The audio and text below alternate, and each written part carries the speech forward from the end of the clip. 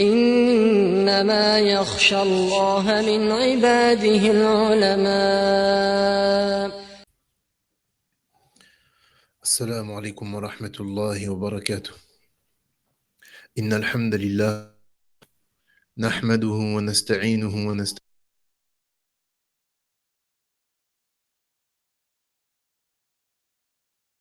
مسلمون.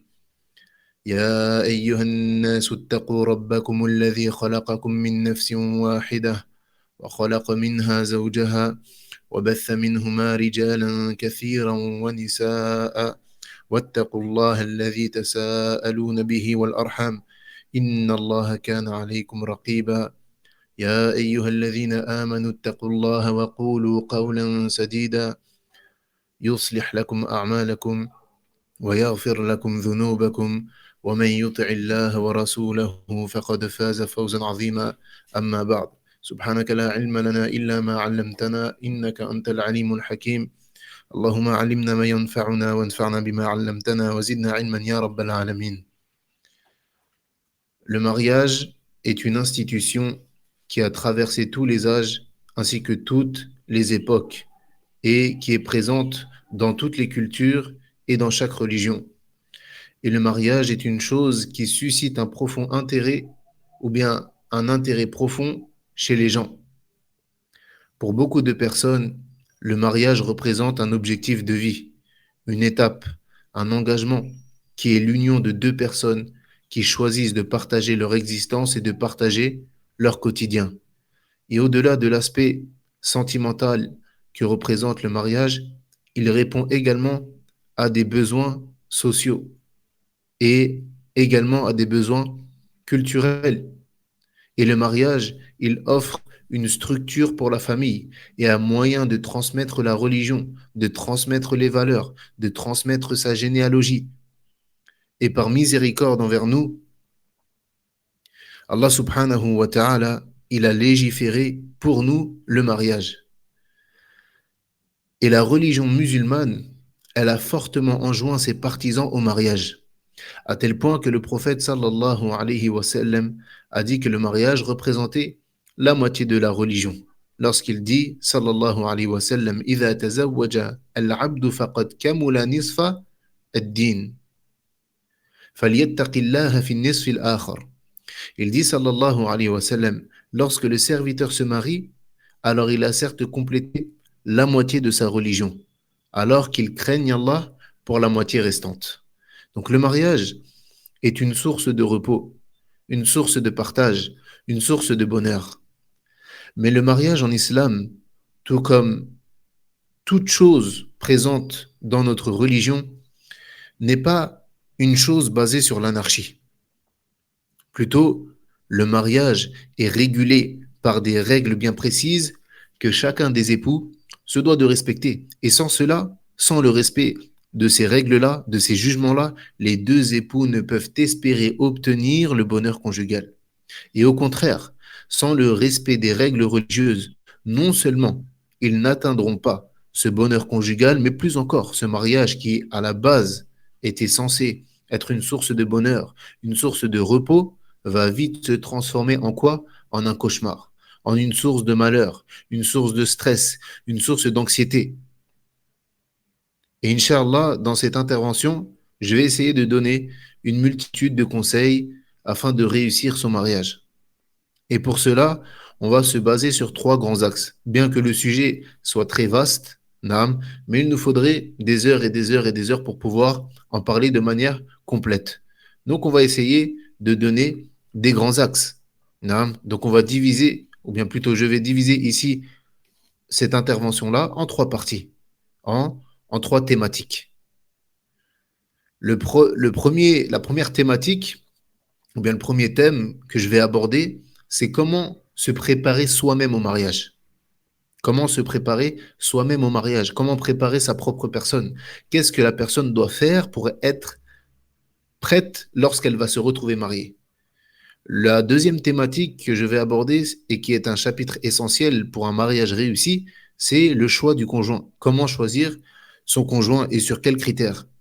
Et la troisième thématique que je vais aborder, c'est une fois marié, yani après le mariage. Comment réussir son mariage? Quelles sont les erreurs à ne pas commettre? Quelles sont les choses à faire et à ne pas faire? Une fois que nous nous sommes préparés au mariage et que nous avons trouvé notre conjoint et que nous nous sommes mariés, qu'est-ce qu'il m'incombe ici de faire?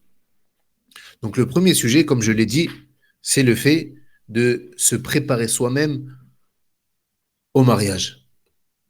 Et ça, c'est la première étape à la personne qui espère ou bien qui a l'intention de se marier. C'est que cette personne-là, elle se prépare correctement au mariage et à ce qui en découle. Et malheureusement, beaucoup de mariages ne réussissent pas à cause de cela. Parce que un, ou bien même parfois les deux prétendants, les deux mariés, n'étaient en réalité pas prêts au mariage.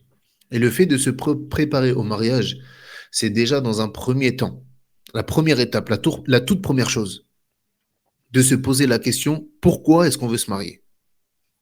Une question qui peut paraître banale, mais en réalité qui est très importante. Car il ne faut pas oublier une chose, c'est que le mariage, c'est une ibadah. Le mariage, c'est une adoration. On ne se marie pas simplement pour faire une walima, se réunir avec ses copains, se réunir avec ses copines, pour faire la fête, pour faire des nouveaux vêtements et toutes ces choses-là. On ne se marie pas dans le seul but de faire des enfants, ou bien de seulement assouvir ses besoins charnels. Et certes, toutes ces choses que je viens de citer sont des choses qui poussent les gens à se marier, bien évidemment.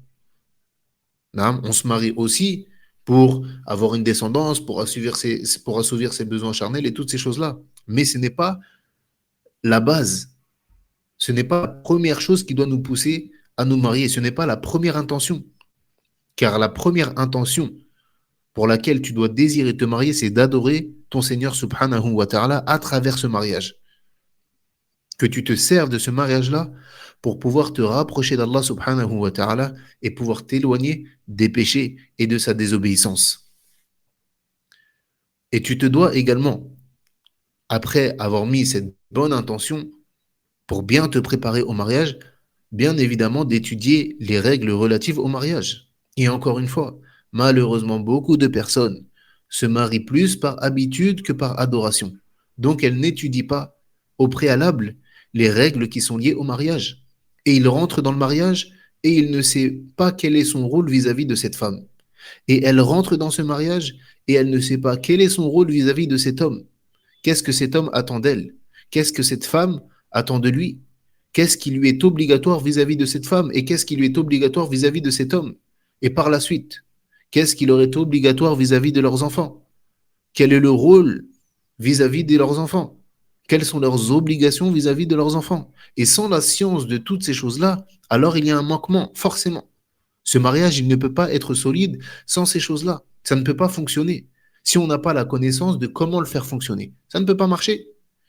Et walillah alhamd, en islam, le mariage, ce n'est pas l'anarchie, ce n'est pas le bazar, ce n'est pas le marché, comme on peut le retrouver dans les unions, dans les mariages ou bien dans la cohabitation entre les koufars. Chacun fait ce qu'il veut, ils n'ont pas de règles auxquelles revenir. Mais en islam, alhamdulillah, on a des règles bien précises. Il y a des choses que l'homme a le droit de faire vis-à-vis de son épouse et il y a des choses qu'il n'a pas le droit de faire. Et inversement, cette femme a des droits sur son époux et elle a des devoirs envers lui. يقول سبحانه وتعالى ولهن مثل الذي عليهن بالمعروف et elles ont des droits équivalents à leurs devoirs. Et le fait qu'Allah Azza wa Jal a déjà établi les règles qu'il y a entre les époux, normalement, c'est une cause pour que tous les mariages réussissent. Puisqu'on a déjà la ligne à suivre, le chemin à prendre, il est déjà tracé. Mais le problème, c'est que c'est nous qui avons rendu l'affaire difficile. À cause de quoi? À cause de nos désobéissances, à cause de nos transgressions des règles islamiques. Et si chacun s'en tenait aux règles auxquelles il doit s'en tenir, alors la plupart des foyers seraient des ménages heureux. Et également, beaucoup de personnes, et ça c'est une chose qui est normale, elles espèrent le mariage et espèrent tomber sur un conjoint pieux. Ça c'est une bonne chose. La femme, elle espère et elle demande à Allah Azza wa Jal de lui accorder un mari pieux. Et l'homme, il espère et il demande à Allah Azza wa Jal de lui accorder une femme pieuse. Mais beaucoup de personnes sont tellement focalisées sur leur futur conjoint qu'ils oublient leur propre personne. Ils oublient quoi? leur propre personne. À tel point qu'ils disent, moi, je veux un conjoint qui soit comme ça ou comme si, jusqu'à même tous les détails physiques. Il faut qu'il fasse 1,85 m. S'il fait 1,83 m, là, j'en veux pas. Il faut qu'il ait de la barbe comme si. Il faut qu'il ait les cheveux comme ça. Hein? Je veux une femme de tel âge, qui fait telle taille, tel poids. Et si elle a 3 centimètres en trop, là, j'en veux plus. Yani, on pense qu'on est au supermarché. Ou bien que on joue aux Sims. Non, je crée mon personnage. Là, premièrement, ça, c'est une erreur. Mais deuxièmement, tu as oublié toi-même, tu as oublié ta propre personne. Taïb, je vais te poser une question. Même si demain, Allah Azzawajal, il t'accorde l'homme ou la femme parfaite. Taïb, si toi-même, tu n'es pas réformé, qu'est-ce que tu vas faire avec cet homme parfait ou cette femme parfaite? Kama yuqal, in kunta turidu Fatima fakun aliya. Si tu espères te marier avec Fatima, yani avec une femme qui est similaire à Fatima, la fille du prophète sallallahu alayhi wa sallam, si tu espères te marier avec une femme comme Fatima, alors sois comme Ali, radiallahu anhu. Donc, qu'est-ce qui se passe? Ils oublient leurs propres défauts. Ils disent, non, moi, je veux pas une femme comme ci, je veux pas un homme comme ça, alors qu'il se peut qu'eux-mêmes, ils soient comme ça. Pourquoi?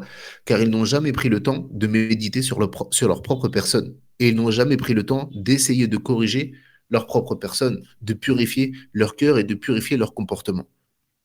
Plutôt, et ça c'est une bonne chose, ils prennent du bien, ils vont chercher du bien. Et ça c'est une bonne chose, comme je viens de le dire. Mais ils oublient quoi? Ils oublient de purifier le mal qui se trouve en eux. Ils oublient de purifier le mal qui se trouve en eux.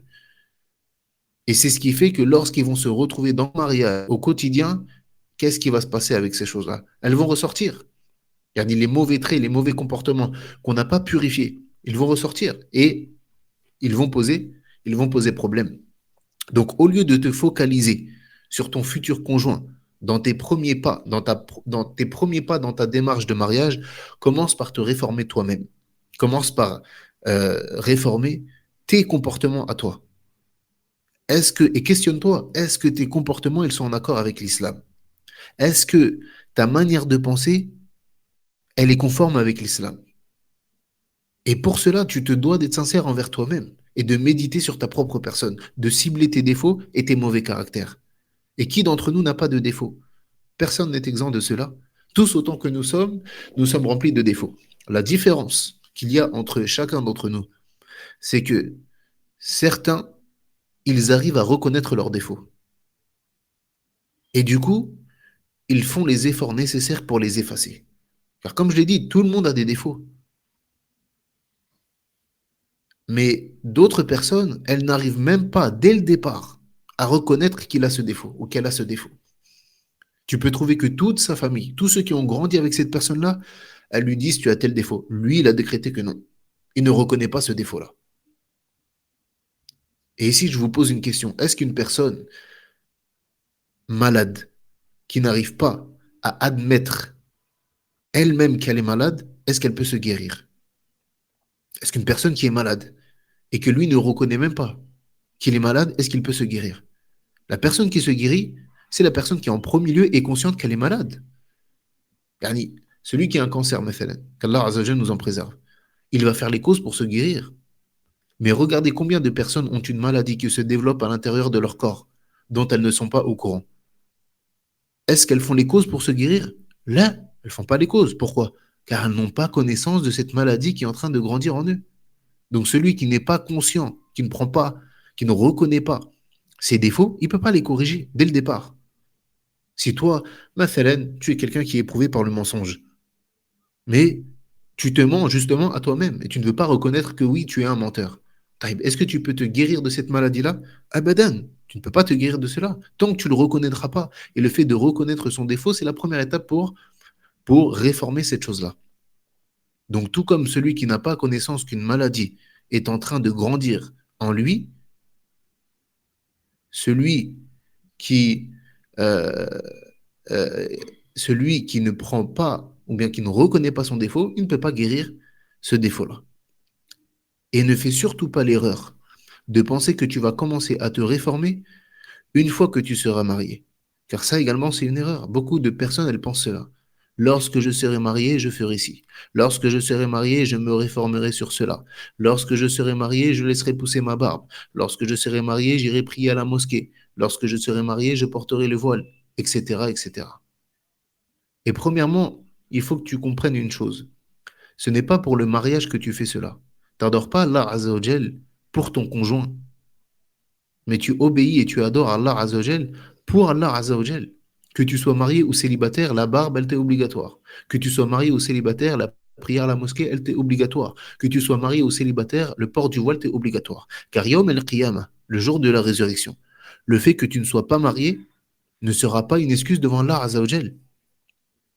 Yani, ô toi, ma sœur, qui ne porte pas le voile, est-ce que tu penses que le jour de la résurrection, lorsque tu te retrouveras devant Allah subhanahu wa ta'ala et que tu devras rendre des comptes sur le fait que tu devras rendre des comptes sur le fait que tu n'étais pas voilé, est-ce que tu penses que le fait que tu sois célibataire ou bien que tu étais célibataire dans ce bas monde sera une excuse devant ton Seigneur? Abadan. Tout comme toi, mon frère qui ne prie pas à la mosquée. Est-ce que tu penses que l'excuse que tu n'étais pas marié fonctionnera devant Allah Azzawajal? Le fait que tu étais célibataire. Abadan, jamais de la vie. Mais plutôt, commence à te réformer dès maintenant. Parce que ton manque de réforme et tes défauts vont avoir un impact négatif sur ton mariage une fois que tu seras marié. Et également, sache une chose également, c'est que la mort, on va la rencontrer avec certitude. Comme on en a parlé hier. La mort, il y a un ijma, il y a un consensus entre les croyants, les athées, les koufars, tout le monde est d'accord sur ça, sur le fait que la mort va te rencontrer. Quant au mariage, il se peut que tu te maries, il se peut que tu ne te maries pas. Il ne faut pas oublier une chose, c'est que le mariage, c'est un risque, c'est une subsistance. La femme, c'est un risque. L'homme, c'est un risque. La femme, c'est une subsistance pour son mari. L'homme, c'est une subsistance pour sa femme. Car c'est Allah Azza wa Jal qui donne et il prive qui il veut et il donne à qui il veut. Il donne à qui il veut et il prive qui il veut. Al-Muhim. Chacun des époux, il doit prendre connaissance, non seulement des droits qu'il a sur son conjoint, mais également des devoirs qu'il a vis-à-vis de lui. Et encore une fois, beaucoup de problématiques dans le mariage surviennent à cause de cela. Car les gens, et, euh, ni les femmes, ni les hommes n'ont pris conscience de quel était leur rôle dans ce mariage-là. Et ici également, cette problématique, elle survient à cause du manque d'éducation des parents, bien souvent. Les parents aussi, ils ont une responsabilité dans cela. Il y a des parents qui jettent leurs enfants dans le mariage. Ils leur ont jamais parlé de ce qui leur incombait dans cela. Hein. Donc ici, la problématique, c'est que la femme, elle rentre dans le mariage et elle n'a pas pris conscience de quel était son rôle dans ce mariage. Et ici, il faut savoir une chose. Et ici, on va couper toutes les racines de ceux qui ont des pensées qui sont contraires à l'islam. Quand bien même ça ne plairait pas à certaines personnes, car je ne suis pas là pour dire ce qui plaît, mais pour dire la vérité. Il y a des personnes, peut-être lorsqu'ils vont entendre cela, ça ne va pas leur plaire. Mais on n'a pas honte de notre religion. Et dans notre religion, Allah Azzawajal a accordé l'autorité du foyer à l'homme. Et la femme, elle doit être consciente de ça lorsqu'elle se marie. Elle doit être consciente de cette chose-là, que l'autorité du foyer appartient à l'homme. Et la femme, elle doit obéissance à son mari dans ce qui est convenable et dans ce qui ne constitue pas un péché. Et il ne faut pas que la femme qui entend cette chose-là, elle pense que l'islam a été injuste envers elle. Wal'iyadhu billah. Mais plutôt Allah Azza wa Jal, qu'est-ce qu'il dit dans le Coran? Walahunna mithlu alladhi alayhinna bil ma'ruf. Elles ont des droits équivalents à leurs devoirs. Donc certes, toi, tu dois des choses à ton mari, mais ton mari te doit également des choses obligatoires. Il faut plutôt que cette femme, elle comprenne que l'homme et la femme sont une équipe, qu'ils sont complémentaires. Lorsque, par exemple, allez, je vais donner un exemple. Lorsque, par exemple, certains hommes, ils veulent que leur femme reste dans le foyer et s'occupe de l'éducation des enfants et qu'elle n'aille pas travailler en dehors du foyer. Il y a certaines femmes qui te disent, et allez, moi j'ai fait des études, comment ça est-ce que tu veux m'enfermer à la maison? Moi je vais aller travailler et je veux ceci et je veux cela. Et elle ne comprend pas une chose ici. Elle ne comprend pas que vous êtes une équipe et que ton mari, lui, il est censé s'occuper de tout ce qui est extérieur. Mais il faut bien quelqu'un qui s'occupe de ce qui est à l'intérieur. Ou bien c'est toi, en tant que femme, qui va aller travailler dehors et ton mari va s'occuper du foyer? Là. Donc tu ne peux pas en vouloir à cet homme qui, lui, cherche une femme d'intérieur, cherche une femme qui va rester et s'occuper de son foyer et de ses enfants. Tu ne peux pas le critiquer, lui en vouloir, tout comme tu ne peux pas critiquer les sœurs, jazahunallahu khaira, qui veulent, par choix, même si qu'elles ont fait des études ou non, elles veulent rester dans leur foyer, pour s'occuper de leur foyer, parce qu'elles ont compris que l'homme et la femme, ils sont complémentaires. Et c'est le meilleur équilibre. C'est le meilleur équilibre. Qu'il y en ait un qui s'occupe des affaires intérieures et l'autre des affaires extérieures. Et ici, je ne suis pas en train de dire que tous les maris doivent... Là, je ne rentre pas dans ces choses-là. Mais je parle ici des critiques qui sont faites vis-à-vis des frères qui veulent des femmes de foyer. Ou bien des critiques qui sont faites vis-à-vis des sœurs qui, elles, veulent rester dans leur foyer. Et subhanallah, il n'y a pas longtemps, j'ai lu une parole d'une personne, wala'iyadhu billah, qui disait qu'il était obligatoire. Et écoutez bien, les mots sont importants. Il n'a pas dit recommander ou qu'il était bien. Il a dit, il est obligatoire à l'homme, s'il en a les moyens, de prendre une servante ou une dame de ménage pour son épouse. D'où est-ce que vous êtes venu avec cela? D'où est-ce que vous êtes venu que c'est obligatoire pour l'homme qui a les moyens, même s'il a les moyens, de payer une femme pour s'occuper de son foyer, qui est autre que sa femme? Et encore une fois, je ne suis pas en train de dire que c'est pas permis ou qu'il ne faut pas faire ça. Là, la question n'est pas ici. Chacun, il dirige son foyer comme il souhaite, tant qu'il n'y a pas d'interdit. Mais d'où est-ce que vous êtes venu avec le fait que c'était une obligation et qu'il devait ça à sa femme, alors que là-bas, c'est que sa femme, elle lui doit ça dans son foyer. Ça, là-bas, c'est le travail de la femme dans son foyer. À la base, c'est ta femme qui doit, elle, faire ces tâches-là de la maison. Et encore une fois, comme je l'ai dit, peut-être ça ne va pas plaire à certaines personnes, mais c'est le haq, c'est la vérité. Wala nastahi min al-haq. Nous, on n'a pas honte de la vérité. Et au contraire, c'est un sharaf par Allah que c'est un honneur pour la femme de s'occuper de son foyer. Et là-bas, c'est que la femme, il lui est pas demandé d'aller travailler dehors. C'est pas à elle qu'il est demandé d'aller chercher de l'argent. Pourquoi? Parce qu'encore une fois, chacun son rôle. Et elle a déjà un rôle. Pourquoi se mettre un double rôle? Pourquoi se mettre un double rôle, une double fatigue, alors que Aslan, ça ne t'est même pas demandé? Et encore une fois ici, je parle de ce que dit l'islam. Je ne parle pas de ce que disent les coutumes ou les traditions ou les habitudes. Là, je parle du rôle de la femme en islam. Oui, naam, on n'a pas honte. Le rôle de la femme en islam vis-à-vis de son foyer, naam, c'est de s'occuper de son foyer et de s'occuper de son mari et de ses enfants. Et si vous ne me croyez pas, eh bien, prenez le hadith de Fatima radiallahu anha. Le hadith de Fatima radiallahu anha, la fille du prophète sallallahu alayhi wa sallam. La fille du prophète sallallahu alayhi wa sallam. Un jour, elle est partie voir son père. Donc, elle est partie voir Mohammed sallallahu alayhi wa sallam, notre noble prophète. Et elle était marquée par le travail qu'elle faisait. Pourquoi? Parce que Fatima, radiallahu anha, quand bien même son père, c'était qui? Le prophète sallallahu alayhi wa sallam, elle travaillait pour son mari. Et écoutez bien ce que je dis. J'ai pas dit qu'elle s'occupait ou qu'elle servait son mari. J'ai dit elle travaillait pour son mari. Et un travail dur, un travail physique, à tel point que son corps était marqué. Et elle est venue voir le prophète sallallahu alayhi wa sallam en lui disant qu'elle était fatiguée et que son corps était marqué et qu'elle voulait une servante. Alors le prophète sallallahu alayhi wa sallam a refusé cela.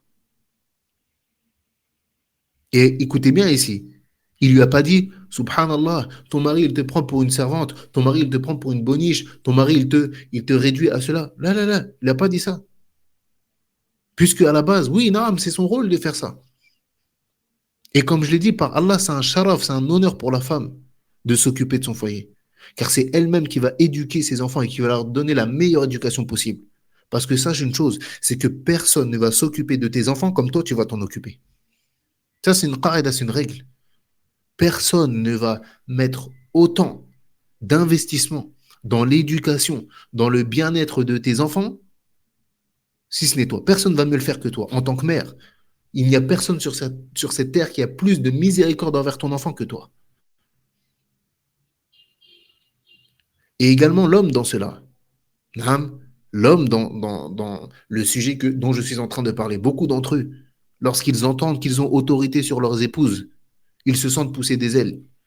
Non, mais ils s'imaginent que ce sont des chefs d'armée ou je ne sais quoi, ils pensent qu'il va claquer des doigts et que sa femme, elle va faire. Abadan. Ta femme, wal'iyadhu billah, c'est pas un animal.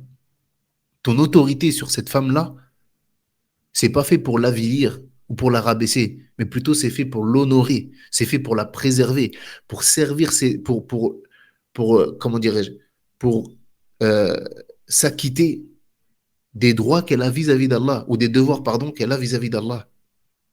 Et toi, ton autorité en tant qu'homme, elle sert à ça. Elle sert à ce que cette femme-là, tu lui ordonnes ce qui est obligatoire dans sa religion. Que si elle oublie, tu lui rappelles. Si elle s'égare, tu la rappelles. Que tu lui ordonnes ce qu'Allah lui a ordonné, que tu lui interdis ce qu'Allah lui a interdit. Mais en aucun cas, Allah Azza wa Jalla, il t'a donné autorité sur cette femme-là pour la rabaisser ou pour la maltraiter. Et celui qui comprend sa religion comme ça, par Allah, il n'a rien compris à sa religion. Il n'a rien compris à ça. Il n'a rien compris au texte. Et il est plus ignorant que l'âne de sa famille.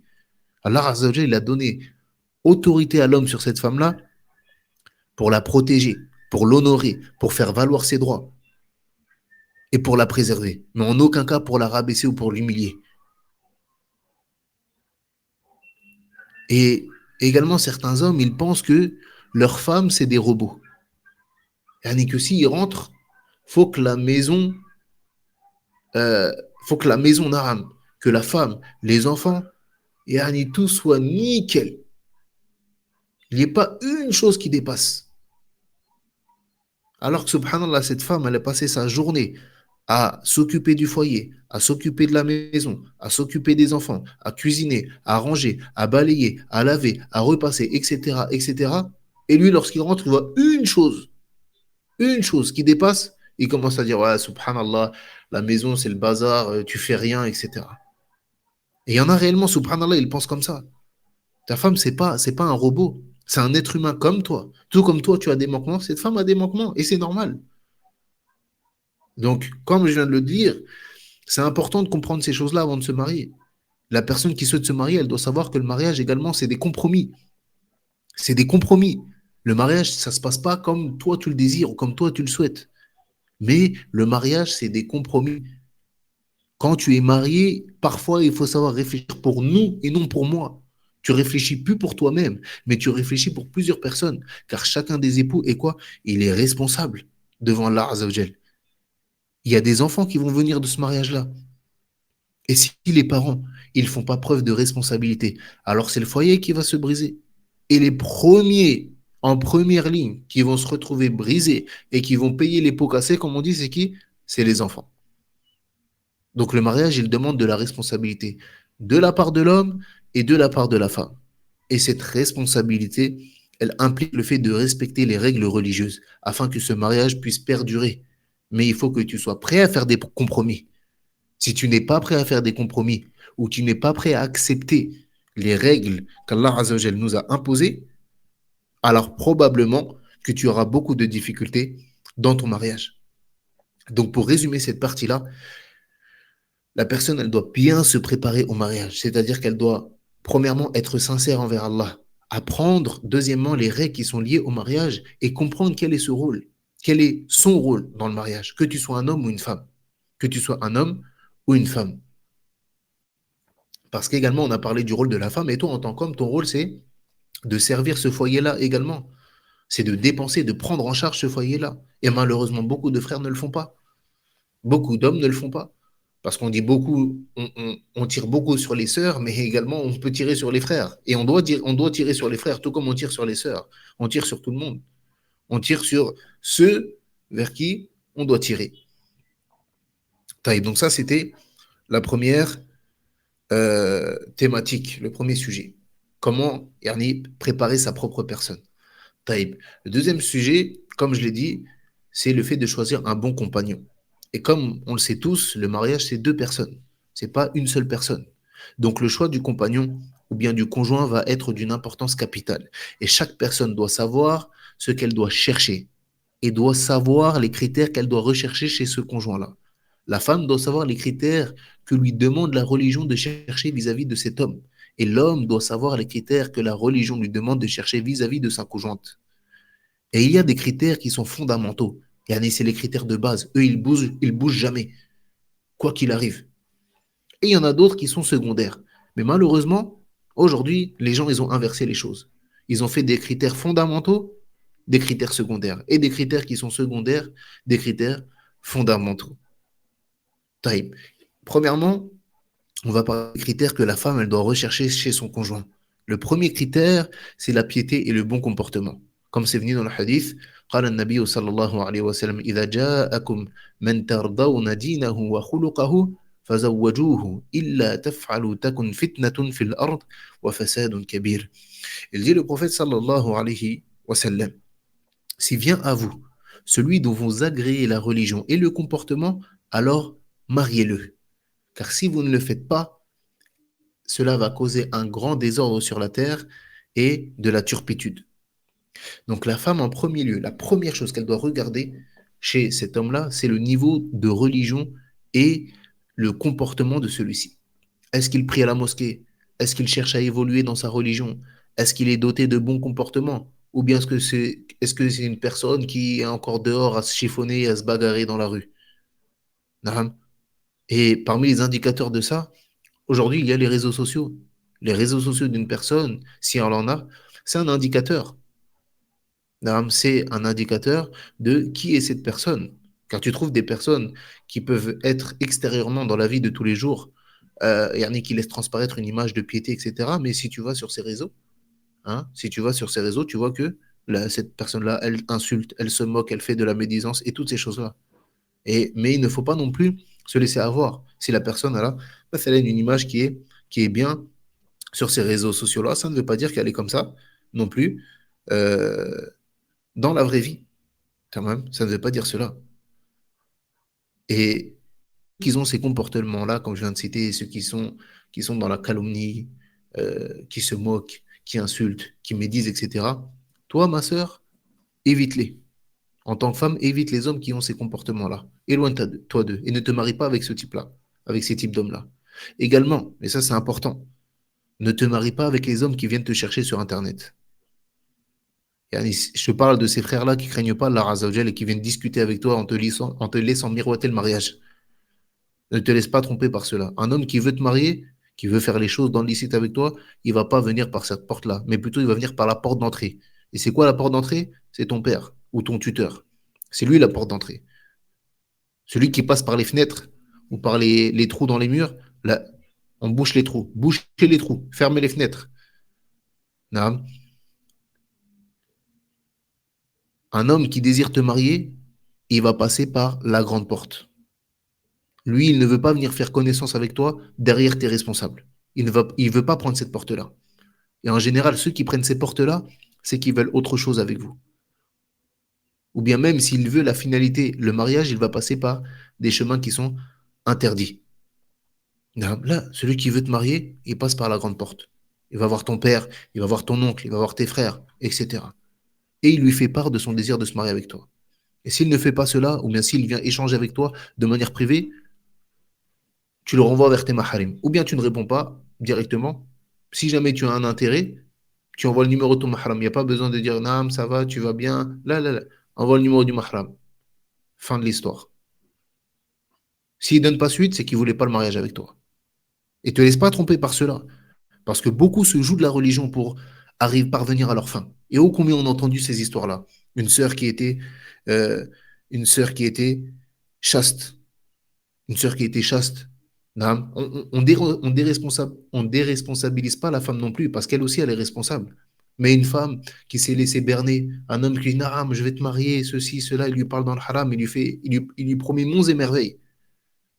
Naam, jusqu'à la faire tomber quoi? Jusqu'à la faire tomber dans Zina. Et une fois qu'il l'a fait tomber dans Zina, poudre d'escampette, il a disparu. Plus personne ne peut le retrouver. Donc, si vous voulez faire connaissance, vous pouvez faire connaissance dans le licite et vous n'êtes pas obligé de passer dans le haram. Et ici, je vais m'adresser plus particulièrement aux sœurs qui sont reconverties ou bien aux sœurs qui n'ont pas de tuteur. Ne vous laissez pas tromper par ceux qui vous disent non, mais tu n'as pas de tuteur. Donc, il faut qu'on se parle directement. Il faut qu'on s'isole dans nos conversations parce que tu n'as pas de tuteur. Donc, je suis obligé de te parler comme ça directement parce que tu n'as pas de tuteur. Donc, il faut qu'on se parle directement. Et d'ailleurs, ici, j'en profite pour dire une chose. Et cette parole-là, enregistrez-la bien. Parce que c'est une amana que je vous donne. C'est une amana que je vous donne. Et je vous demande, à vous les sœurs, de transmettre cette parole-là que je vais dire. De la transmettre à qui? Aux autres sœurs. Écoutez bien, n'acceptez jamais, jamais, jamais que le prétendant au mariage vous impose un tuteur. Ou que ce soit lui qui vous ramène un tuteur. Jamais de la vie n'acceptez cette chose-là. Parce que sinon, croyez-moi, dans la majeure partie des cas, vous allez regretter avec de profonds regrets. Et ô combien de sœurs sont passées par ce chemin-là et aujourd'hui regrettent. Et il se peut même qu'il y ait des sœurs qui m'écoutent et qui sont dans cette situation et qui regrettent. Parce que le tuteur, c'est pas une simple personne qui vient te marier. Comprenez bien ça. Le tuteur, c'est pas un gars qui vient, il te marie et il part. Le tuteur, il a une responsabilité. La première chose qu'il doit faire, c'est de vérifier cette personne-là. Il vérifie le prétendant, il enquête sur lui. C'est qui? Est-ce que c'est une personne digne de confiance ou non? Est-ce que c'est une personne qui, je peux donner cette sœur-là, de qui je suis responsable en mariage? Est-ce que je vois en lui une personne qui est responsable, qui a les épaules pour se marier? Non. Et certains hommes, qu'est-ce qu'ils font? Wal'iyadhu billah, ils se dirigent vers les sœurs qui sont reconverties. Pourquoi? Parce que, en général, elles n'ont pas de tuteur ni de famille. Peut-être qu'entre elle et sa famille, il y a des différends. Donc cette sœur, parfois, elle est isolée. Donc lui, il sait qu'il peut venir se marier avec cette femme-là et il va lui faire la misère, puisqu'il n'y a personne derrière elle. Il n'y a personne derrière elle. Donc choisissez bien les sœurs, vos tuteurs. Parce que si demain il y a un problème entre vous et ce mari-là, vous pensez réellement que son cousin qui a fait le tuteur, ou bien son oncle, ou bien son pote, ou bien je ne sais qui, c'est lui qui va se ranger de votre côté, qui va dire à son neveu, ou à son cousin, ou à son ami, là, Akhi, tu lui fais ce que tu fais, tu n'as pas le droit, c'est haram, etc. En règle générale, il va se ranger du côté du mari. Et en règle générale, la sœur, elle ne peut même pas contacter son tuteur. Au final, vous allez vous retrouver toute seule et personne pour vous défendre. Et combien de sœurs, comme je dis, se sont retrouvées dans cette situation, se sont retrouvées mariées avec un frère qui l'oppresse, ou bien qui est injuste envers elle, et au final, cette femme-là, elle n'a personne vers qui se tourner. Elle n'a personne pour faire valoir ses droits ou défendre ses droits. Elle n'a personne pour aller parler à son mari et lui dire de craindre Allah Azzawajal. Parce qu'elle, c'est une femme, elle est faible. Non. Mais pourquoi elle se retrouve dans cette situation? Parce que dès le départ, le choix n'était pas bon. Le choix du tuteur n'a pas été bon. Dès le départ. Dès le départ. Donc les sœurs qui sont euh, converties et qui n'ont pas de tuteur, elles cherchent un frère de confiance. Deuxièmement, elles cherchent un frère sur la sunna. Troisièmement, Afwan, un frère qui a un minimum de connaissances pour pouvoir faire valoir ces droits-là. Un homme qui peut prendre ce rôle-là avec responsabilité, qui va enquêter sur ce conjoint-là. Pas seulement quelqu'un qui va venir pour faire le mariage et alors qu'en réalité, il s'en fiche. Ah, tu veux te marier avec lui? Allez, marie-toi. Salam alaikum. Là, quelqu'un qui va prendre cette responsabilité. Et sache-toi, en tant qu'homme qui prend le tutorat des femmes, sache que devant Allah Azzawajal, tu es responsable. Sache que devant Allah Azzawajal, tu es responsable. Tout comme tu es responsable de ta fille. Est-ce que ta fille, tu vas la marier avec n'importe qui? Là. Alors pourquoi tu maries la sœur, la fille de quelqu'un, avec n'importe qui comme ça? Si tu ne te sens pas de prendre ce rôle-là, alors décline. Dis, moi, je ne veux pas prendre ce rôle-là. Et la sœur va chercher quelqu'un d'autre. Donc, euh, prioriser la religion et le comportement chez le conjoint. Et malheureusement, comme je l'ai dit, tu trouves des sœurs qui, lorsqu'elles cherchent à se marier, elles font pas de cela la priorité. Là, elle, sa priorité, c'est il me faut un homme qui soit beau, un homme qui ait de la barbe, un homme qui fasse minimum 1,90 m, un homme qui a le teint de telle couleur, qui fait tel poids, hein, et toutes ces choses-là. Alors que non, ça c'est secondaire. Je dis pas que il ne doit pas y avoir d'attirance ou je ne sais quoi, mais ça c'est secondaire. Tes premiers critères, c'est pas cela. Tes premiers critères, c'est pas cela. Tes premiers critères, c'est la religion et les comportements. Et également, parmi les critères, en tant que femme, que tu te dois de regarder et de prendre en compte, c'est est-ce que cet homme est en capacité de te prendre en charge. Et ici, je ne parle pas d'exagération. Quand je dis te prendre en charge, je ne dis pas est-ce que cet homme, il peut te faire vivre la vie de rêve ou est-ce qu'il peut te faire voyager à droite, à gauche. Là, je ne parle pas de ça. Je parle de l'homme qui est capable de te prendre en charge, qui est capable de te nourrir, de te loger, de t'habiller. Et ça, c'est une chose très importante. Est-ce que cet homme-là, c'est quelqu'un qui est responsable? Est-ce que c'est quelqu'un qui n'a pas peur d'aller travailler? Est-ce que c'est quelqu'un qui n'a pas peur de se fatiguer pour sa famille? Si c'est les hommes qui passent leur vie au chômage, qui n'ont jamais travaillé de leur vie, eux, tout ce qu'ils attendent, c'est les allocations à la fin du mois, et qui ne peuvent pas travailler, laisse ça de côté. Laisse de côté. Pourquoi? Parce que lorsque ces allocations-là, elles vont se terminer, ou bien que vous allez faire la hijra, et qu'il va falloir remonter les manches pour aller chercher le risque de ses propres mains, sans que ça lui tombe dessus, alors il ne sera pas en capacité de le faire. Et ça, c'est ton haq. Ça, c'est ton droit sur lui. C'est ton droit sur cet homme qu'il te prenne en charge. Tout comme on a dit tout à l'heure, la femme d'Aram, elle doit des choses à son mari, mais le mari, il doit des choses. Et le fait qu'en tant qu'homme, tu dépenses pour ta famille, tu prennes ta femme en charge, c'est une obligation. C'est une obligation.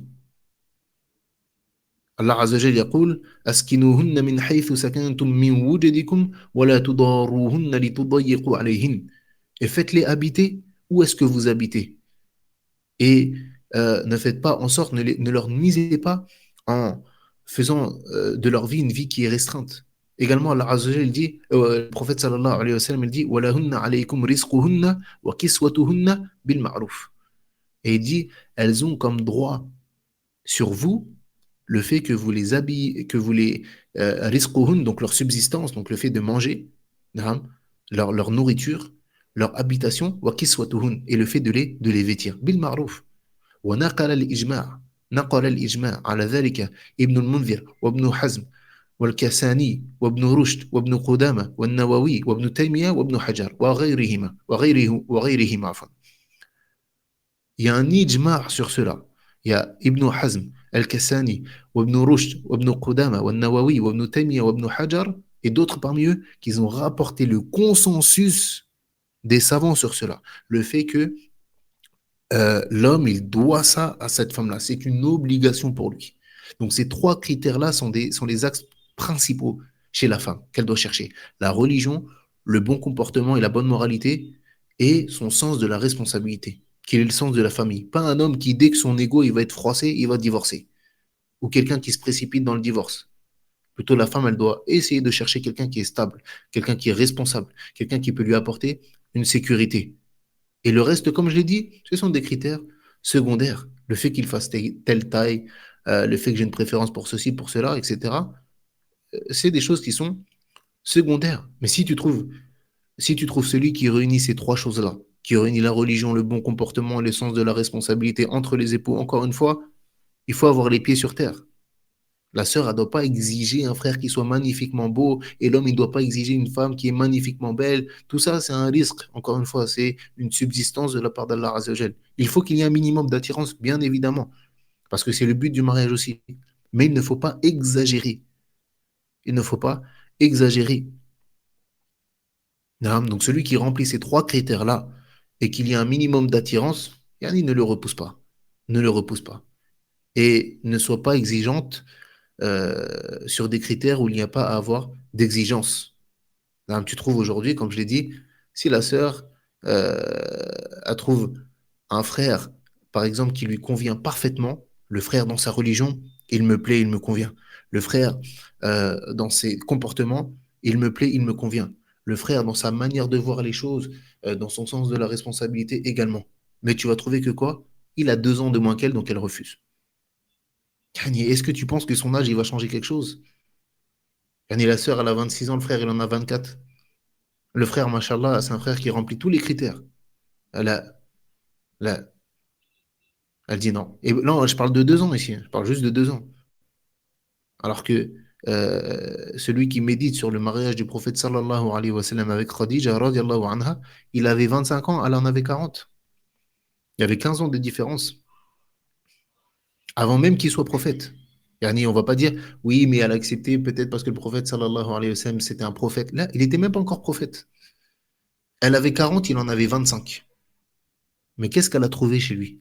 Elle a trouvé un homme qui était pieux, un homme de bonne moralité. Elle a trouvé un homme qui était pieux et un homme de bonne moralité.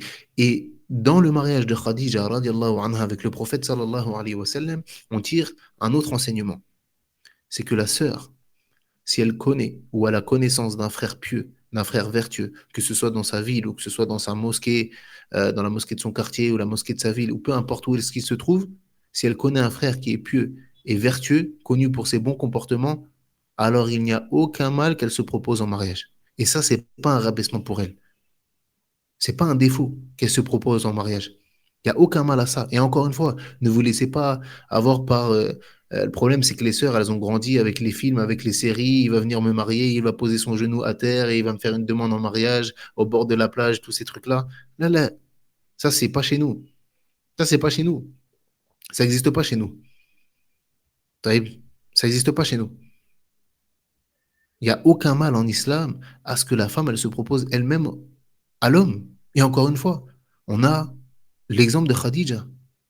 Est-ce qu'on va dire que Khadija, radiallahu anha, elle s'est rabaissée? Ou bien ça a été un aïb, ça a été un défaut de Khadija d'avoir fait cela? Ou est-ce qu'elle a perdu de la valeur lorsqu'elle s'est proposée elle-même au prophète sallallahu alayhi wa sallam? Là, lorsqu'elle a vu qu'il était digne de confiance et qu'il était de bonne moralité, elle s'est proposée en mariage. Car au pire des cas, qu'est-ce qui va se passer? Le frère, il refuse et la vie continue. Le frère n'est pas intéressé ou ne cherche pas à se marier. Fin de l'histoire. Et au mieux, tu as gagné un mari pieux et vertueux. Et peut-être qu'Allah Azzawajal, par ce biais-là, il va t'accorder un mari que tu n'aurais même pas imaginé. Et il y a un de nos mashirs, Hafidhallah Ta'ala, qui nous a raconté une histoire vis-à-vis de cela. Il nous a raconté l'histoire d'un un cheikh qui nous a raconté cette histoire-là. Il nous dit qu'il y avait un prédicateur qui était en Arabie Saoudite, donc c'était quelqu'un qui enseignait la religion, qui faisait des cours dans les mosquées.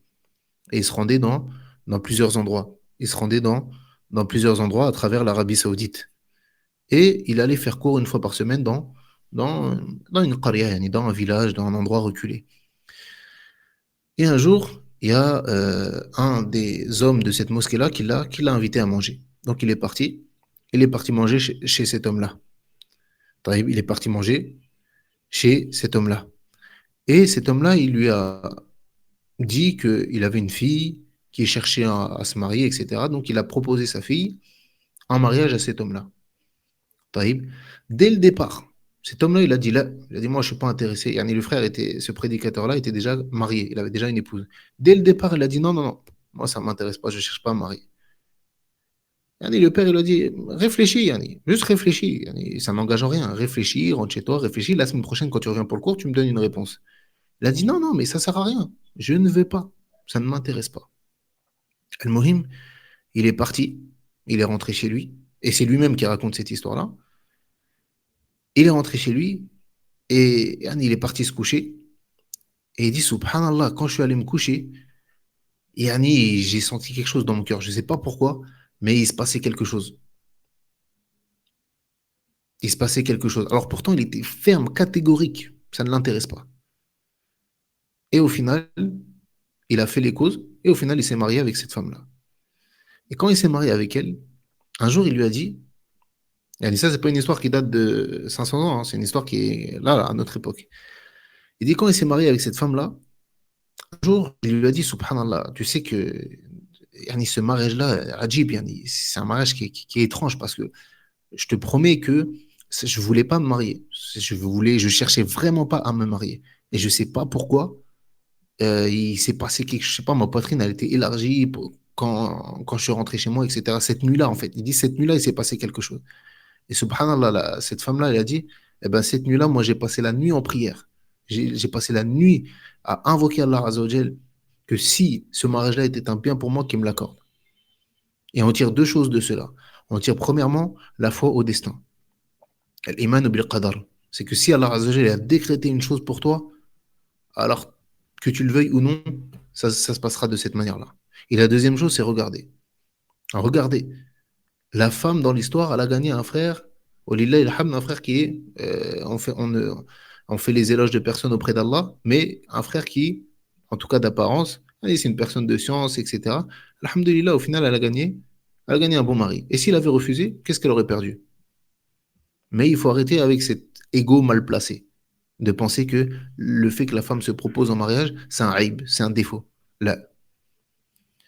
Taïb. Donc ça, c'était en ce qui concernait la femme. Quant à l'homme, bien évidemment, euh, quand il cherche les critères et et les qualités chez son épouse, tout comme la femme, il regarde dans les textes, car les textes issus du Coran et de la Sunna, ils sont venus parler des qualités des femmes vertueuses. يقول الله سبحانه وتعالى فالصالحات قانتات حافظات للغيب بما حفظ الله. Elle dit les femmes vertueuses sont obéissantes. Et ici les mufassiroun, ils ont divergé. Certains ils ont dit les femmes vertueuses sont obéissantes à Allah et d'autres ont dit à leur mari et protègent ce qui doit être protégé durant l'absence de leurs époux avec la protection d'Allah. Et également il suit les recommandations du prophète sallallahu alayhi wa sallam lorsqu'il dit تنكح المرأة لأربع لمالها ولحسبها ولجمالها ولدينها فاظفر ذات الدين تربت يدك. Elle dit le prophète sallallahu alayhi wa sallam dans le hadith de Abi Hurayra radiallahu anhu, on se marie avec une femme pour quatre choses. Yani, qu'est-ce qui pousse l'homme à se marier avec une femme? En règle générale, quatre choses. Pour son argent, pour sa noblesse, pour sa beauté et pour sa religion. Taïb, qu'est-ce que je dois regarder en premier? Le prophète sallallahu alayhi wa sallam dit, choisis celle qui a la religion, ainsi tu seras gagnant. Donc ça, c'est la première chose, premier critère. Tout comme on l'a dit, lorsque la femme, elle cherche à se marier, elle cherche la religion et le bon comportement. Également, l'homme, il cherche une femme de religion. Il cherche une femme de religion. Et également, il cherche parmi les épouses les meilleures épouses. Il suit la recommandation du prophète sallallahu alayhi wa sallam lorsqu'il a décrit les meilleures épouses comme étant celles qui étaient quoi? Qui étaient obéissantes. Lorsqu'il dit sallallahu alayhi wa sallam, yani qila lahu ayyun nisa'i khayr. On a demandé au prophète sallallahu alayhi wa sallam quelles sont les meilleures des femmes. فقال صلى الله عليه وسلم التي تسره إذا نظر وتطيعه إذا أمر ولا تخالفه في نفسها ومالها بما يكره. Il dit sallallahu alayhi wa sallam lorsqu'on l'a questionné qui sont les meilleures des femmes. Il a répondu celle qui te rend heureux lorsque tu regardes vers elle. Celle qui t'obéit lorsque tu ordonnes et qui préserve sa personne lors de ton absence ainsi que tes biens. Donc ici, on remarque une chose très importante, c'est que parmi les qualités de la femme, parmi les qualités qu'un homme il doit rechercher chez une femme, c'est une femme qui soit obéissante. Et parmi les qualités qu'une femme doit essayer d'acquérir, si ce n'est pas son cas, le fait d'obéir à son mari. Et également, parmi les caractéristiques qui sont louables chez une femme, ce qu'a dit le prophète sallallahu alayhi wa sallam lorsqu'il dit khayru nisa'ikum al-wadud al-walud al-muwatiyah al-muwasiyah idha ittaqayna Allah wa sharru nisa'ikum al-mutabarrijat al-mutakhayyilat wa hunna al-munafiqat la yadkhulu al-jannata minhunna illa mithlu al-ghurab al-a'sam.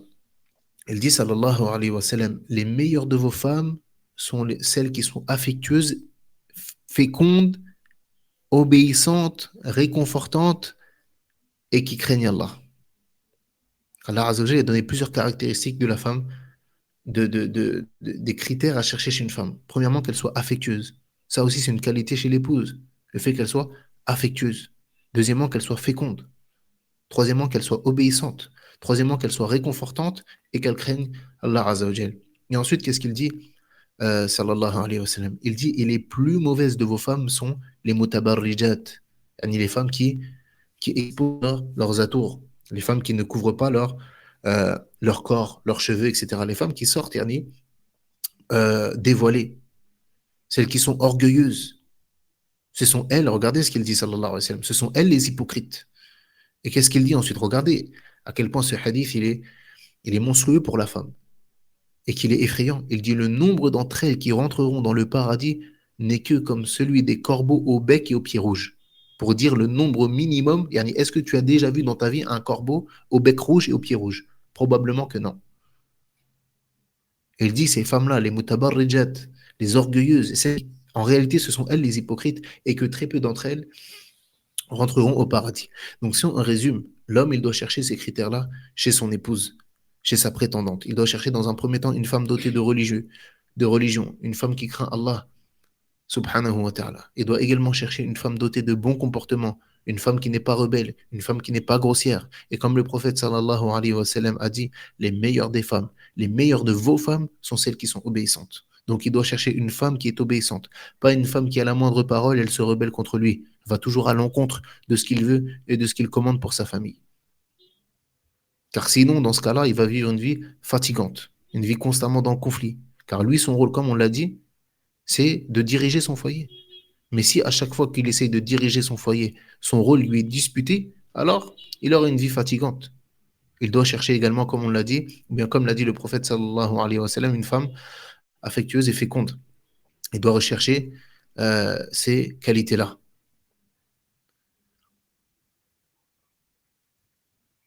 Et il doit également chercher celle qui a pour intention de concrétiser le rôle qu'elle a dans ce mariage-là.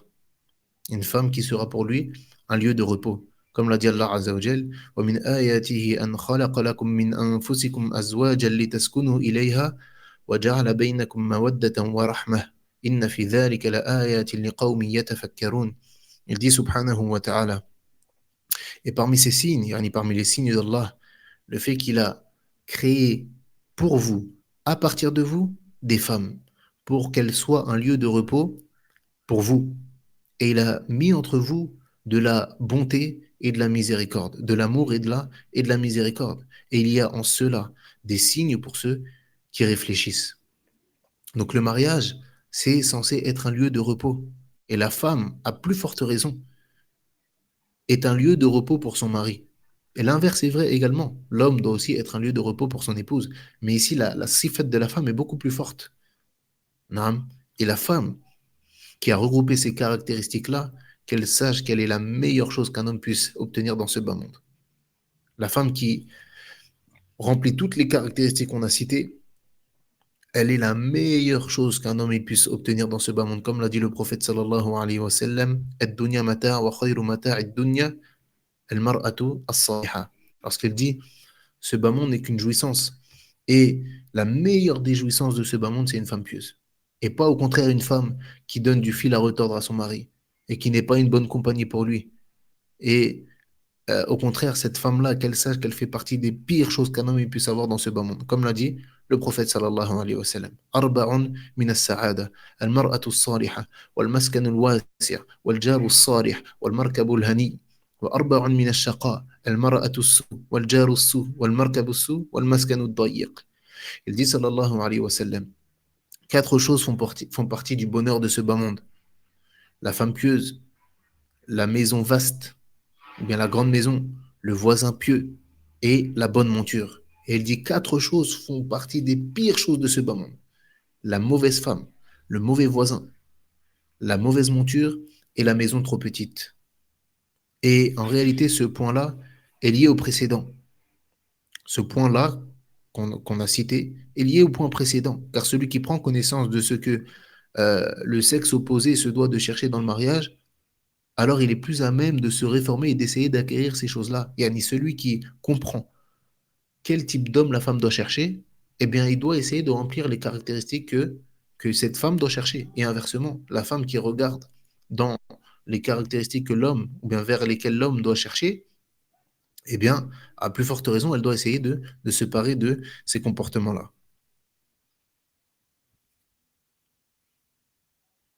Taïb. Donc ça, c'était la deuxième thématique.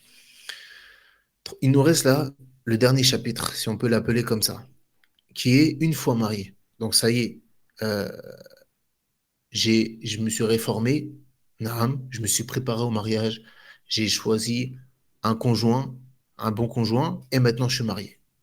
Donc une fois marié, et là encore une fois, c'est une chose qui est extrêmement importante de comprendre, c'est que le mariage, c'est pas une finalité. Le mariage, c'est pas une finalité.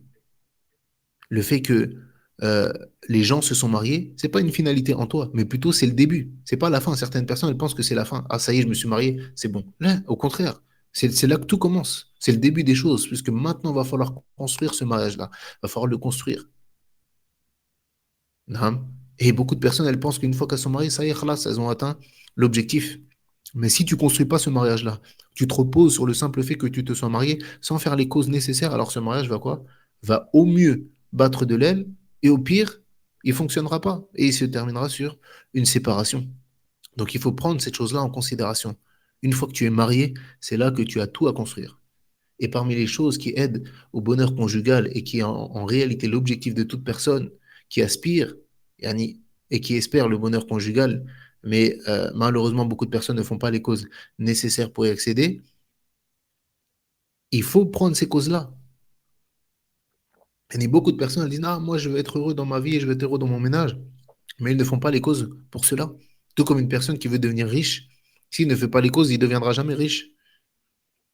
Tout comme une personne qui veut mémoriser le Coran dans son entièreté. S'il mémorise rien, il ne mémorisera jamais le Coran. Et parmi les plus grandes causes du bonheur conjugal, comme les savants ils le disent, pour espérer accéder à ce bonheur conjugal et à ce bonheur dans le foyer, c'est le fait de s'acquitter des droits et des devoirs de chacun. Le fait de s'acquitter des droits et des devoirs de chacun. Et ça, c'est quelque chose de immensément important. C'est la base du mariage. Car sans cette fondation solide, ce bonheur conjugal, il ne peut pas avoir lieu. Et ne sois pas de ceux qui agissent et qui réfléchissent de la manière suivante. Je lui donne ses droits s'il me donne les miens. S'il me donne mes droits, alors je lui donne. S'il me donne pas, alors je lui donne pas. Là, là. Ne sois pas, toi, acquitte-toi de ce qui était obligatoire. Car devant l'art Azzawajal, tu seras questionné. Et cette argumentation de dire oui, mais lui, il faisait pas ça, ou elle faisait pas ça, ça ne marchera pas. Parce que toi, il était obligatoire, dans tous les cas, de le faire. Et ici, il faut comprendre une chose en ce qui concerne les droits et les devoirs. Et ça, c'est très important également. Certaines personnes, elles ont une mauvaise compréhension. Elles pensent que la femme, euh, elles pensent que la femme, elle est lésée. Ou bien même parfois l'homme, dans ses droits et dans ses devoirs. Et certaines personnes, ils ne comprennent pas. Ou bien ils se rebellent contre certains droits et devoirs. Taïb. Premièrement, comme on l'a dit, la base, c'est qu'Allah Azzawajal dit وَلَهُنَّ مِثْلُ الَّذِي عَلَيْهِنَّ بِالْمَعْرُوفِ. Et elles ont des droits équivalents à leurs devoirs. Donc ça, c'est la première chose. Les droits et les devoirs, ils sont équivalents. Ils sont équivalents. Et la deuxième chose qui est très, très, très importante, et soyez attentifs à cette chose-là, c'est que celui qui a déterminé ces droits-là, qui a déterminé ces devoirs-là, c'est notre Créateur, subhanahu wa ta'ala. C'est lui qui a légiféré ces droits-là. C'est lui qui a légiféré ces devoirs-là. C'est lui qui nous a rendu obligatoire telle chose et telle chose. Et il faut comprendre que tout ce qu'Allah Azzawajal, il légifère, il le fait avec science et sagesse. Ça veut dire que si Allah, il a donné ce droit-là à cette femme-là, c'est que le bien tout entier se trouve dans cette chose-là. Si Allah, il a donné ce droit-là à cet homme-là, c'est que le bien tout entier se trouve dans cette chose-là. Car tout ce qu'Allah Azzawajal décrète et légifère, il le fait par science et par sagesse. Ça veut dire que si euh, ça veut dire que la sagesse, c'est de faire comme Allah Azzawajal nous l'a légiféré. Et sachez une chose, c'est que cette législation-là, elle est parfaite. Parfaite. La législation qu'on a entre les mains, elle est parfaite et complète. Elle est parfaite et quoi? Et complète. Rien ne peut venir la compléter. Et rien ne peut venir là, retirer une chose pour une personne, elle peut se dire, non, mais cette chose-là, peut-être si, là, tout ce qu'Allah Azzawajal, est-ce que tu penses être plus savant qu'Allah Azzawajal? C'est lui qui nous a créés. C'est lui qui a créé l'homme, c'est lui qui a créé la femme. Il sait comment fonctionne l'homme, il sait comment fonctionne la femme. Et en fonction et basé sur sa science parfaite, complète, qui ne contient aucun défaut, il a légiféré des choses. Il a légiféré des droits et des devoirs. Et ça, il faut être conscient de cette chose-là. Et sache que si tu as un problème, s'il y a une chose qui pose problème, dans cela, le problème, il vient de toi, il ne vient pas de la législation. Si tu as un problème avec une chose, et toi, en tant qu'homme, ça te pose problème de dépenser pour ton épouse, le problème, il vient de toi, il ne vient pas de la législation. Donc, il faut être conscient de ça, que le bonheur, il ne peut s'atteindre si ce n'est dans la législation d'Allah Azzawajal. Et la législation d'Allah Azzawajal, comme je l'ai dit, elle est parfaite et complète, elle n'a ni besoin d'ajout ni de diminution. Donc, si tu as quelque chose dans ton cœur vis-à-vis d'un des droits ou des devoirs, sache que c'est toi qui as un problème et c'est toi qui dois corriger dans ton cœur cette chose-là. Et un des exemples les plus frappants, mais c'est juste pour donner un exemple, et c'est quelque chose qui est très présent, c'est la difficulté de la femme vis-à-vis du droit de son mari, qui est la polygamie. Parce que dans la nature de la femme, bien évidemment, le fait que partager son mari, c'est quelque chose qui peut s'avérer être difficile. Et ici, c'est quelque chose de naturel. Il n'y a rien sur elle, sur cette jalousie, puisqu'elle est naturelle. C'est comme ça qu'Allah Azzawajal, il a créé. La femme, intrinsèquement, préférait avoir son mari pour elle toute seule. Et il y a pas de réprimande vis-à-vis de cette chose-là. Non, il n'y a pas de réprimande pardon, vis-à-vis de cette chose-là, car c'est une chose qui fait partie de sa nature. Mais par contre, le fait qu'elle réprouve ou bien qu'elle ait de l'aversion vis-à-vis de cette loi-là, c'est là ici la dangerosité. Car cette chose qu'elle a dans son cœur, cette aversion qu'elle peut avoir dans son cœur, yani jusqu'à celle qui dit, mais pourquoi Allah Azza il a légiféré cette chose-là? La législation serait meilleure si Allah n'avait pas légiféré cette chose-là. Yani, cette femme-là peut tomber dans le coufre, dans la mécréance, elle peut sortir de l'islam à cause de cela. Car parmi les annulatifs de l'islam, man abrada shay'an mimma ja'a bihi ar-rasul walaw amila bih. Parmi les choses qui annulent l'islam, qui te font sortir de l'islam, le fait que tu aies de l'aversion envers une chose, le fait que tu aies de l'aversion envers une chose avec laquelle est venu le prophète sallallahu alayhi wa sallam. Et écoutez bien, quand bien même il le mettrait en pratique. Écoutez bien, quand bien même il le mettrait en pratique. Et je prends cet exemple car c'est l'exemple le plus frappant. Et malheureusement, à notre époque, beaucoup de sœurs sont touchées par ça. Énormément. Et comprenez une chose, on ne parle pas que des sœurs qui sont dans cette situation-là. Même toi, en tant que femme, où ton mari a qu'une seule épouse, il t'a jamais parlé de la polygamie. Mais si dans ton cœur tu réprouves quelque chose, ça se trouve, tu es même sorti de l'islam. Billah. Et subhanallah, on entend des choses qui sont abominables. Une sœur, et c'est véridique, des choses qu'on a entendues de nos propres oreilles, une sœur qui dit à son mari, je préfère que tu tombes dans la fornication plutôt que tu prennes une deuxième épouse. C'est quel mariage ça?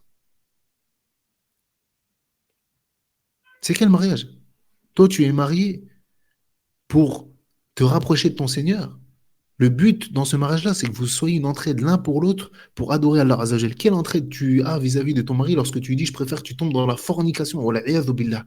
Dans la fornication, et yani, comprenez une chose, c'est que le had, la punition de la personne qui tombe dans la fornication alors qu'il est marié ou a déjà été marié et qu'il y a eu un rapport dans ce mariage-là, c'est la lapidation à mort. Donc cette femme est en train de te dire, je préfère que tu rencontres ton Seigneur en tant que fornicateur, en tant que quelqu'un qui a commis l'adultère, qui mérite une peine en islam, qui est le fait de se faire lapider à mort, plutôt que tu mettes en pratique une sunna de ta religion. Donc là, c'est un gros problème. Et ça, et peut-être certains s'étonnent de cette parole-là, mais c'est des paroles qui existent. C'est des paroles dont certaines femmes les prononcent réellement. Donc, le pilier dans le foyer, le pilier de cette relation, il doit être basé sur le livre d'Allah et la sunna du prophète sallallahu alayhi wa sallam. Et également lors des différends. Car oui, beaucoup de personnes, elles pensent que le mariage, c'est tout beau, c'est tout rose. Ça également, c'est une personne qui ne s'est pas bien renseignée sur le mariage. Pourquoi? Parce que, bien évidemment, que dans ce mariage-là, il va y avoir des différends. Parce que vous êtes deux personnes différentes, qui viennent peut-être de deux milieux différents, qui viennent peut-être de deux familles différentes, qui viennent peut-être de deux ethnies différentes, de deux pays différents, de deux cultures différentes. Donc forcément, vous avez deux cerveaux différents, donc deux manières de penser différentes. Donc des désaccords. Même avec tes propres parents, tu as des désaccords. Tu as des différends. Même avec tes propres frères et sœurs, alors que vous sortez du même endroit, avec tes frères et sœurs, vous sortez du même endroit et pourtant vous vivez dans la même maison et vous avez des différends. Pourtant, ça fait des années et des années et des années que tu vis avec eux. Et pourtant, vous avez des différends. Pourquoi? Parce que vous n'êtes pas pareil. Et c'est normal, chacun a sa manière de penser. Donc, un des piliers du foyer, ça doit être de juger avec le livre d'Allah lors du désaccord. Lorsqu'il y a un désaccord sur une chose, et il y aura des désaccords. Naam. Le premier réflexe, c'est qu'est-ce qu'a dit notre religion vis-à-vis de cela? On regarde, qu'est-ce que le Coran il a dit vis-à-vis de ça? Qu'est-ce que la Sunna a dit vis-à-vis de cela? Et le jugement que vous trouvez qui est présent dans le Coran et la Sunna, naam, vous le prenez. Et ici, il y a une chose qui est ajib, c'est que on entend les gens passer leur temps à faire quoi? À critiquer les gouverneurs. Ouais, mais ils ne jugent pas avec les lois d'Allah. Hein? Ils ne jugent pas avec les lois d'Allah Azzawajal. Taïb. Comprenez une chose, le fait de juger avec les lois d'Allah, c'est pas propre au gouverneur. Toi-même, dans ta maison, tu te dois de juger avec les lois d'Allah Azzawajal. Naam. Vous devez juger avec les lois d'Allah Azzawajal. Si vous avez un différent, on juge avec les lois d'Allah. On regarde dans le Coran quelle est la position de l'islam vis-à-vis de cette question-là. Et c'est ce qu'Allah Azzawajal dit dans le Coran. فَإِن تَنَازَعْتُمْ فِي شَيْءٍ فَرُدُّوهُ إِلَى اللَّهِ وَالرَّسُولِ. طيب من يفعل هذا إن كنتم تؤمنون بالله واليوم الآخر. Il dit Allah Azza wa Jal, et si vous divergez dans une chose, alors renvoyez cette chose à Allah et à son messager. Et si vous avez un différent dans quelque chose, alors regardez dans le Coran et la Sunna quelle est la position de l'islam vis-à-vis de cette chose-là. Taïb. Et regardez bien la fin du verset. Qu'est-ce qu'il dit Allah Azza wa Jal? Il dit In kuntum tu'minuna billahi wal yawmil akhir. Yani, qui a ce comportement-là? Qui a ce réflexe-là? Il dit si vous croyez en Allah et au jour dernier. Donc si tu crois en Allah et au jour dernier, lorsque tu es indifférent dans ta vie, et ici dans le sujet dont on est en train de parler, dans ton mariage, tu te dois de revenir au livre d'Allah et à la sunna du prophète sallallahu alayhi wa sallam. Si tu crois en Allah et au jour du jugement dernier. Ce qui veut dire quoi? Ce qui veut dire que si tu n'as pas ce réflexe-là ou tu refuses cette chose-là, il y a un problème dans ta foi. Il y a un problème dans ta foi.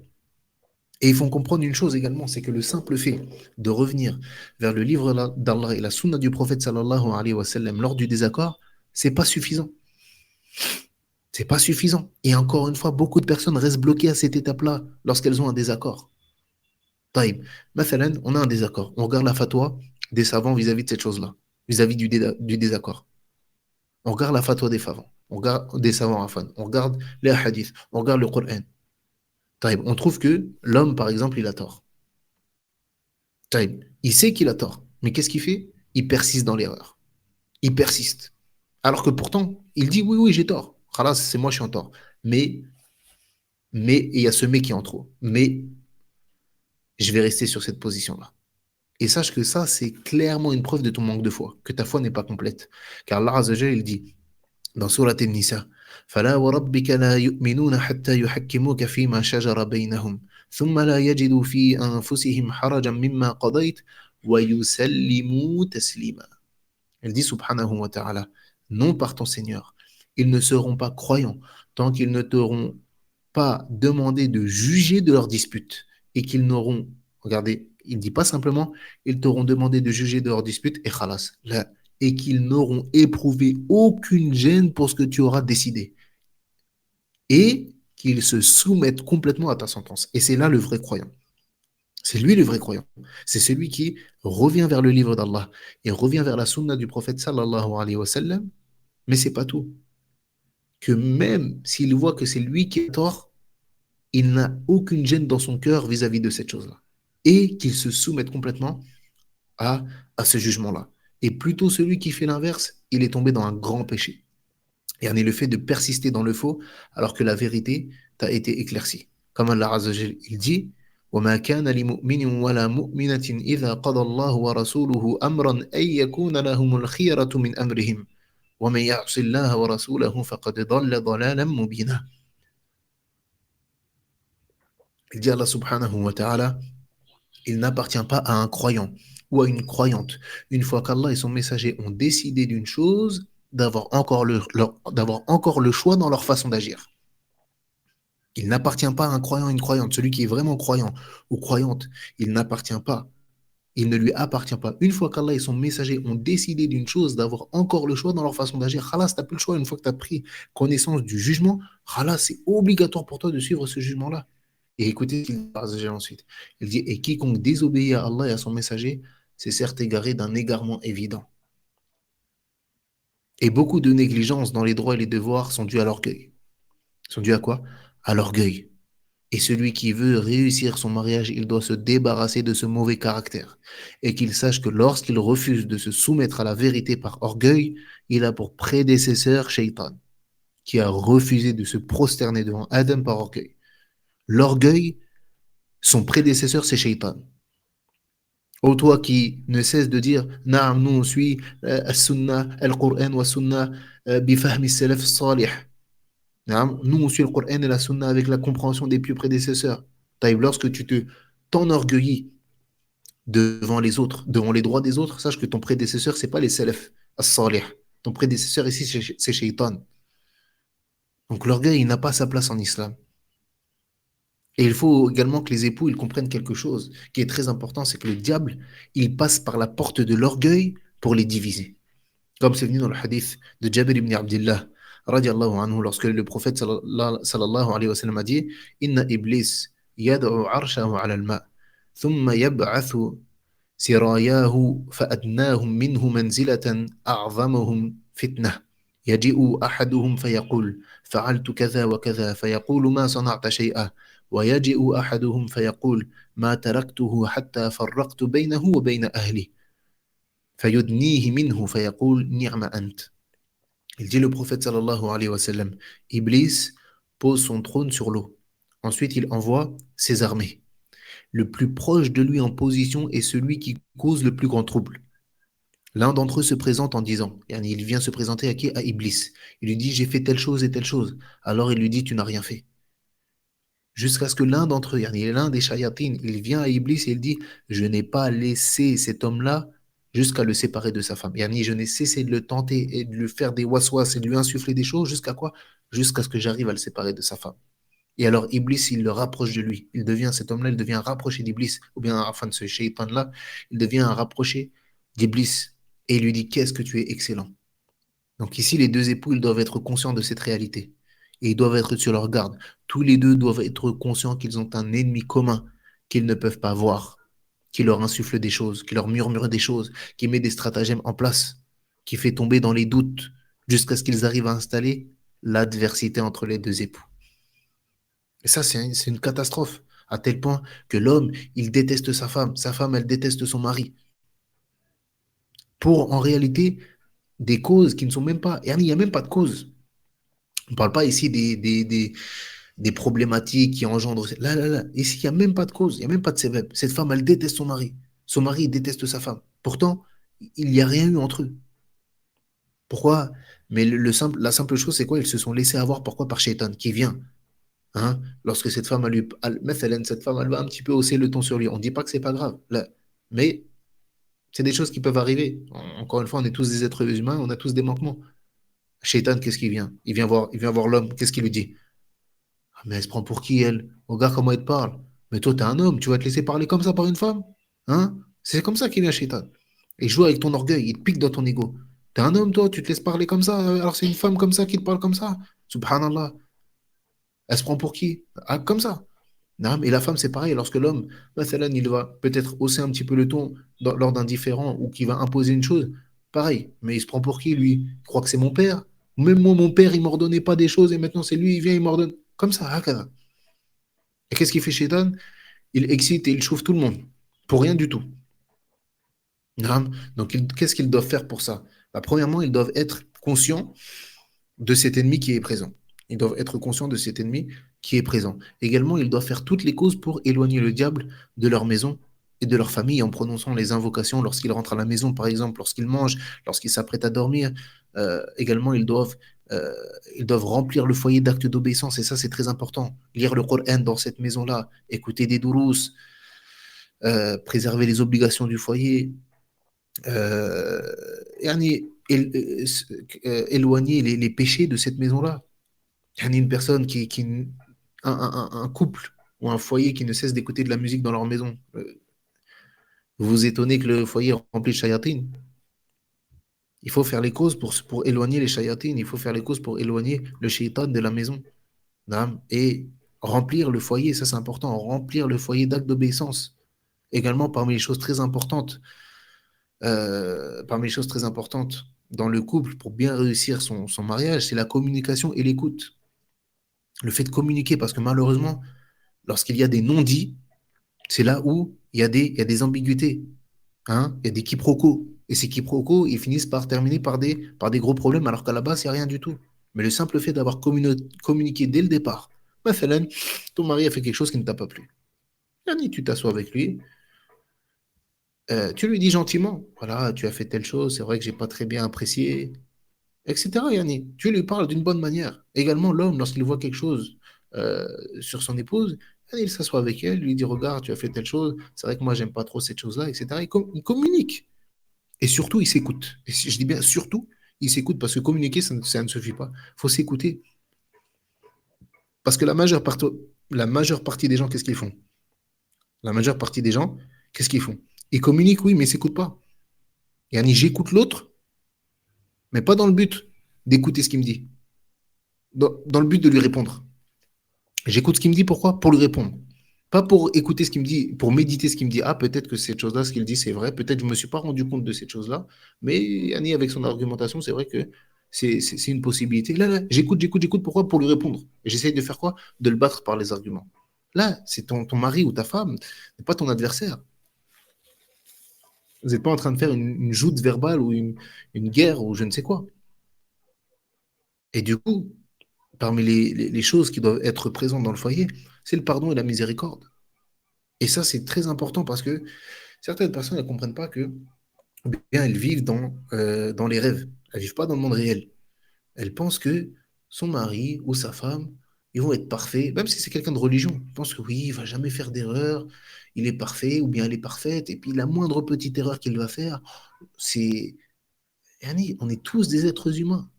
On est tous des êtres humains et on faut tous. Il y a personne qui est présent là dans l'assise dans laquelle on est qui peut prétendre dire moi je ne fais jamais d'erreur. On fait tous des erreurs et on en fera tous. On en a fait, on en fait, on en fera.